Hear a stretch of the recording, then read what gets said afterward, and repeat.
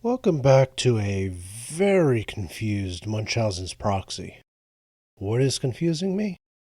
Our latest object of examination offered up by Amazon Prime, their latest sci-fi series, The Peripheral.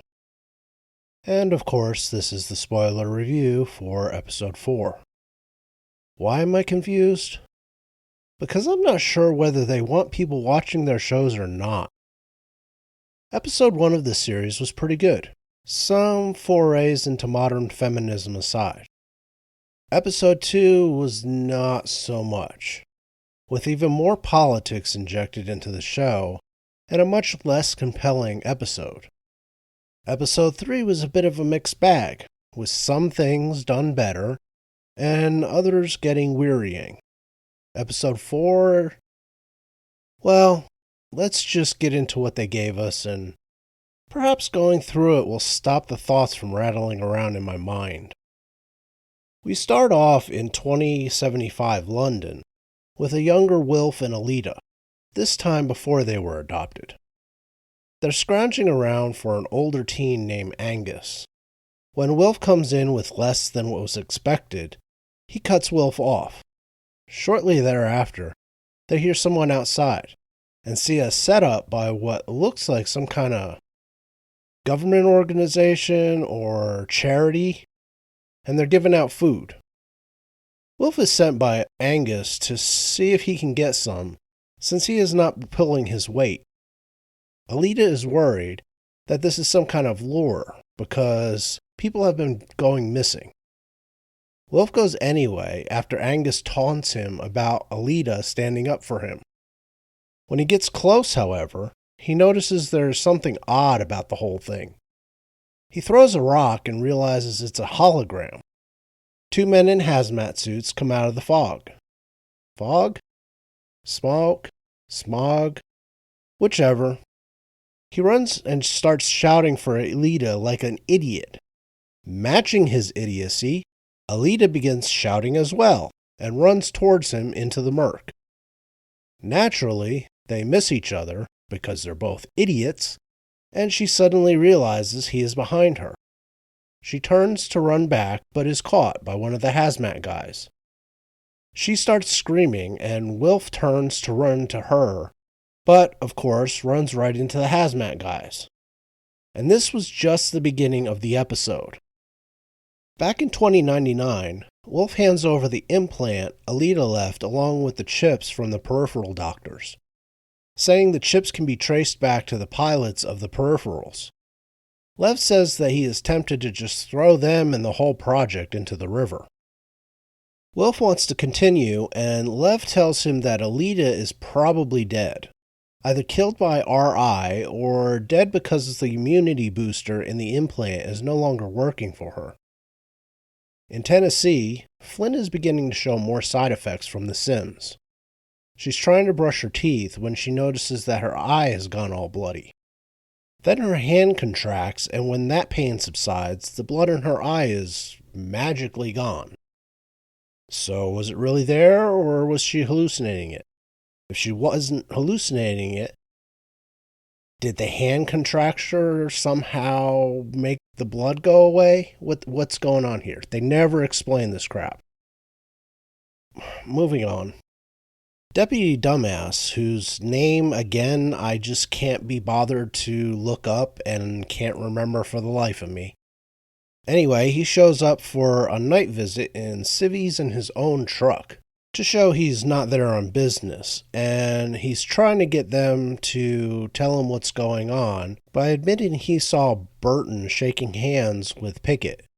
He says a lot of weird stuff is happening around them, and they always have drones watching their place now, as if they are expecting trouble. Burton says all is good, and Deputy Dumbass takes his leave after reminding them once again that he's a friend.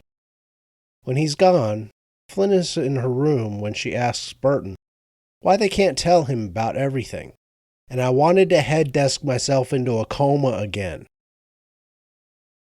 Burton tries to explain, as if she were a mentally retarded 5-year-old, why it would be a bad idea to tell a cop about what they have gotten themselves into. especially with the 12 bodies buried in the backyard. He then says her feelings for Deputy Dumbass are confusing her ability to think clearly.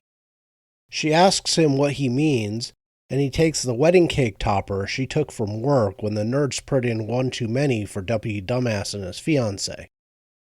Offended that he might be digging in her trash cans, she yells at him once more about having nobody to tell anything to and why was he digging in her trash. He then points out the thing was right on top and she kicks him out of her room. And then chases after him to yell some more about how him running off to war was easier than her staying home and helping their mother after their father's death. Once more, I had to restrain myself from the desk. But then she starts to convulse, flopping around on the ground like a fish out of water. Back in London 99, Boss Lady is trying to replace Thug, who she killed last week, with Robot Thug. Robot Thug brings up the memories from the final fight last episode, either from the robot Flynn killed or from Thug himself somehow? Anyway, they show Wilf was there and that he is Alita's adopted brother and an associate of Lev Zubov. Robot Thug wants to kill Lev, and Boss Lady begins to entertain the thought. Outside an urgent care clinic, Burton is trying to get Flynn to go get checked out, even though she is feeling fine now. She doesn't want to go because the doctor will just tell her to stop going into the sim. Burton flatly says she isn't going back in anyway if it's hurting her. She huffily goes in and her doctor friend tells her exactly what she thought she would. And then Burton gets in on the retardedness by telling the doctor exactly what kind of sim Flynn was in. Minus the whole going to the future and piloting an android body thing, of course. Doc wants Burton to send her the info about the sim maker so she can contact them about the side effects as they leave.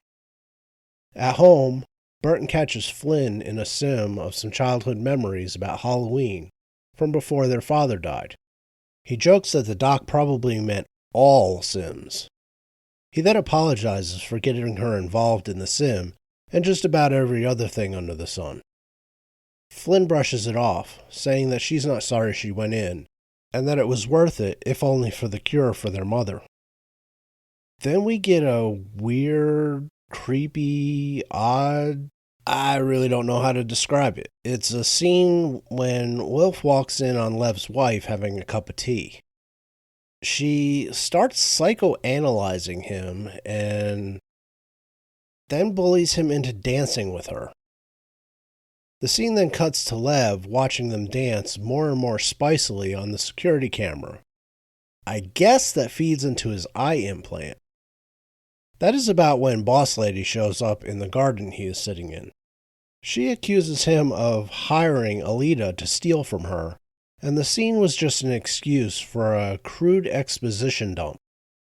She explains the functioning of the Peripheral's world, something he would bloody well already know given his position and its structure. She explains that the world is underpinned by three things: the klepto-oligarchy families who used violence to bring order to the chaos of the post-jackpot world devastated by the near cataclysm, the Met Police who keep the oligarch families within certain boundaries, and the Research Institute that provides technology that keeps the society running. Lev reminds her that she forgot something in her subtle hint about upsetting the balance vis-a-vis Alita's larceny. Namely that others tried what the oligarchs did, but they only succeeded because the families stand together. An attack on one is treated as an attack on all.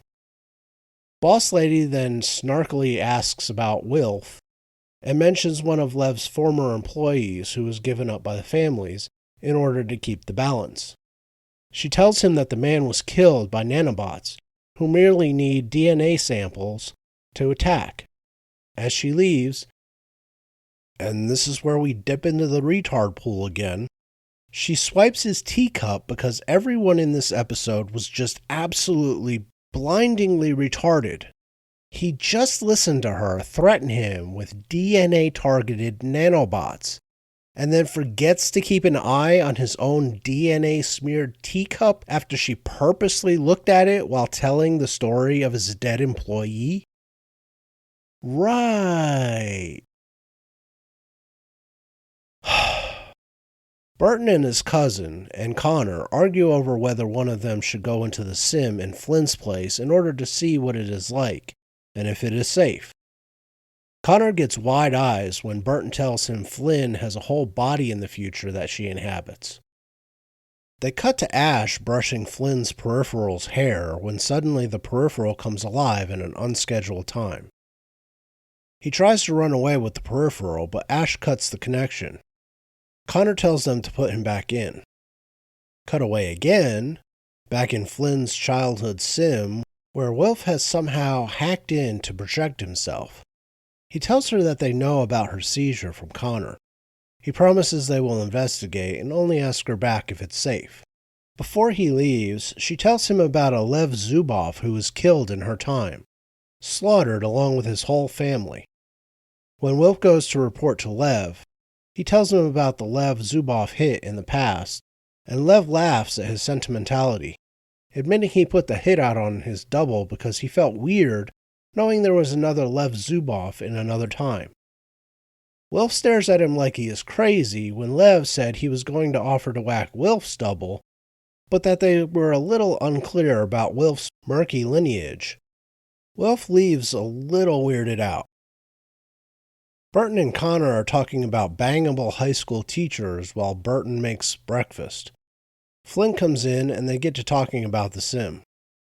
Burton gets Flynn to start thinking about what she does in regular sims that makes her so good, and then apply that to the future sim. Connor wants to join in, getting a chance to have a body of his own. Burton seconds that and asks Flynn to get both of them peripherals so they can help her out, and she agrees to try. When she gets to the future, Flynn decamps from the house in her peripheral. Ash tries to stop her like she did Connor, but Flynn and Burton have the nerds working on hacking into the sim to prevent that. She explains to Ash that she is an explorer in the Sims, and that she's not nearly as good to them if they keep her cooped up, only in places they want her to see. She then once more asks what happened to her in the future and why Alita said she was going to die in 10 years. Ash urgently orders Lev's nerd to sever the connection, but it isn't working. The nerd contacts Lev and asks for Wilf to intercept the peripheral. Lev shouts for him to just end the bloody sim, and he thinks it's working, but Burton's nerd finally reverses the efforts, cutting them out and giving back control to Flynn. As Wilf arrives at what looks like an overgrown cemetery that Ash has brought Flynn to, another exposition dump ensues as they finally explain the jackpot and why 2099 London is so empty. Apparently, in 2039, the jackpot, a cascade of events begins with a hack of the North American electrical grid. The effects last months and apparently affects North and South America. Millions die, and it is thought the hack was limited to the Americas, but soon the same thing begins happening globally. A pandemic follows in 2041, with a disease that attacks the internal organs. 7 billion people die in the calamity as civilization falls apart. An environmental disaster strikes next, with agricultural collapse and various other issues hitting the planet over 4 decades, with many species dying out. And finally, someone detonates a nuclear missile silo in North Carolina. Why that's important, I have no idea, but that's how they ended the exposition dump. When Flynn gets out of the sim, she tries to keep the horror to herself. When Connor asks about them getting their own peripherals, she says she is working on it, and that is where the show ends. There's very little to this episode aside from the rather clumsy exposition dumps. We learn little to nothing else since there's very little going on. Flynn gets sick, Connor goes to the sim, Boss Lady gets a robot thug and threatens Lev. 3 sentences describes pretty much all that happened outside of the exposition dumps. and the completely uninteresting opening scene, the urgent care scene, and the scene with Deputy Dumbass. Not to mention all the stupid that was displayed from the characters that had, until this episode, been pretty engaging and smartly written. And I think that's where my confusion comes from. The Flynn is awesome repetition aside, this was an interesting show in the first episode. So we know they can do it when they try. And then we get an episode 2 that is just completely irritating in its trashing of the opening episode. Episode 3 is where the confusion started because you know they can write good stuff because they do it in 3 while also having absolutely terribly written crap going alongside the well-written characters, like Connor, Burton, and Lev. Well, at least before this last episode. I'm always depressed when shows start tearing down characters because it is the beginning of the end of my interest in the show. Burton and Lev, who had been 2 of my favorite characters, were borderline retarded. Boss Lady continues to be a cartoon. There's nothing compelling in her, and the over-the-top way they have written her is off-putting. Deputy Dumbass is another character that they have completely miswritten. Whether on purpose, through lack of talent by the writers, or just a complete lack of acting talent, poor Deputy Dumbass is also just ridiculous in his near ingenue characterization. I'm not sure how he got into law enforcement, but guys or gals that naive or clueless do not last in law enforcement long. Especially since their superiors tend to see it and try to either educate them or wash them the hell out. We are halfway through the first season of The Peripheral, and I still can't tell you where we are going, what we are trying to accomplish, or pretty much anything other than character names. Now, if this were a mystery story, that would be great. But it isn't. Or at least I don't think it is. And if it is, never mind. If it is, we're in a lot of trouble. Or rather, Amazon Prime is. But I am officially getting a less nauseous version of the vibes I was getting from the Rings of Power. The characters and writing are infinitely less ire-raising than Rings, but halfway through Rings, we had no idea what the hell anyone was trying to do. I don't know what Lev and Wilf are trying to do. I don't know what Alita is trying to do. The only thing I know about Burton and Flynn is they are doing whatever they are doing for money. And Boss Lady wants some vague stolen thing back, if it was really stolen in the first place. And I say it like that because we did not really see anything stolen in episode 2 during the botched heist. What are we doing? And the only thing this episode did was exposition dump things that could have been written into the story in a more clever and efficient way. Instead, we wasted a whole episode on dumping the history of the jackpot, complete with really bad CGI and a voiceover by Ash and Wilf. And we got the rough makeup of the society of 2099. And when I say rough, I mean rough. All we really know is Lev is part of a group of gangster families that brought order to the world, and Boss Lady is part of the research institute that bring tech to the world. Was this worth an entire episode? Nothing else was accomplished, even in those non-exposition dump scenes, meaning all of that information could have been parceled out in passing while doing things that actually mattered in other episodes leading up to this one. And then there were the people conspicuous by their absence in this episode, probably because the writers were too busy trying to stuff in more exposition and nonsense scenes. Namely, Alita, the woman who kind of kicked the whole show's events off, and Pickett and Clan, who are probably going to wind up being the most immediate danger to those characters in 2032. Given how they screwed Pickett's character in the last 2 episodes, I did not care he was missing. But Alita had been fascinating to watch, both in her younger form and in the older version. And there is so little they have done with her up to this point. Maybe that is on purpose, but Amazon doesn't get the benefit of the doubt any more than the rest of Hollywood does these days. So what can I say about episode 4 after blathering on this long? Well, I can definitely say that episode 5 better be one hell of a pick-me-up, because episode 4 was lacking.